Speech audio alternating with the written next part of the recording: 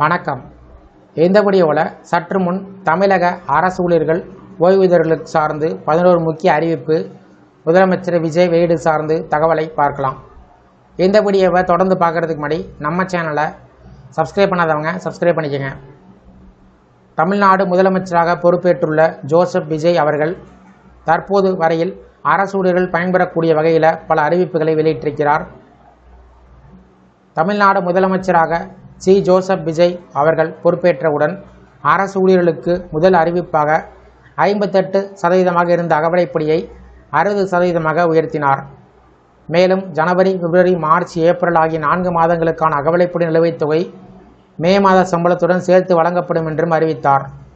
அரசு ஊழியர்கள் தினமும் காலை 10 மணிக்குள் முக அங்கீகார பதிவேடு அல்லது பயோமெட்ரிக் முறையில் தங்களது வருகை பதிவை செய்ய வேண்டும் என்றும் அறிவித்தார்.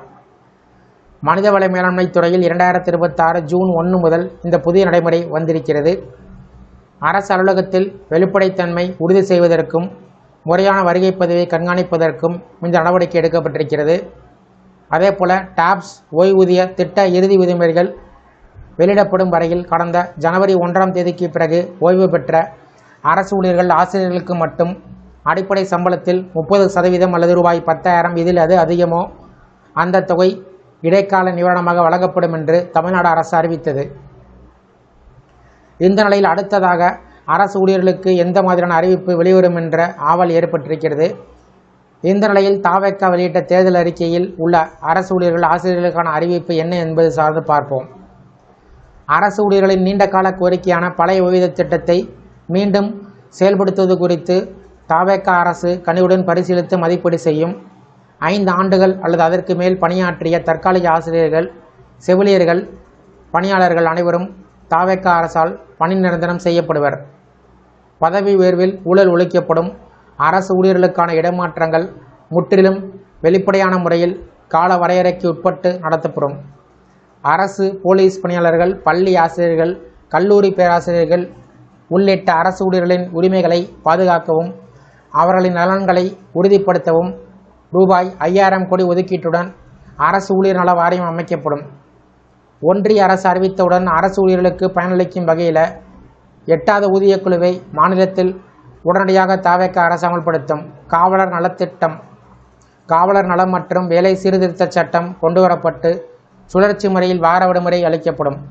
காவலர் சலவைப்படி 500 ரூபாயிலிருந்து 1000 ரூபாயாக உயர்த்தப்படும்.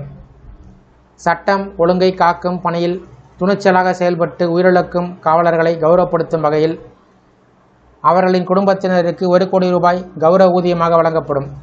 காவலர்களின் அடிப்படை மாத ஊதியம் தற்போது உள்ள 18,200 ரூபாயிலிருந்து 25,000 ரூபாயாக உயர்த்தப்படும். மேலும் அதிக பணிச்சுமை உள்ள பிரிவில் பணியாற்றும் காவலர்களுக்கு மாதந்தோறும் கூடுதல் ஊக்கத்தொகையாக 1000 ரூபாய் வழங்கப்படும்.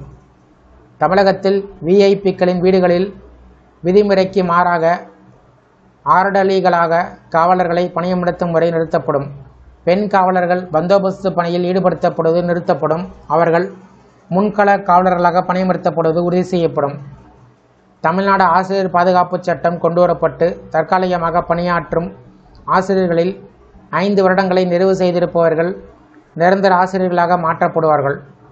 அதேபோல் தற்காலிக ஆசிரியர்களாக அவர்கள் பணியாற்றும் காலத்தில் நிரந்தர ஆசிரியர்களுக்கு இணையாக தற்காலிக ஆசிரியர்களுக்கு சம வேலைக்கு சம ஊதியம் பெறுவது உறுதி செய்யப்படும்.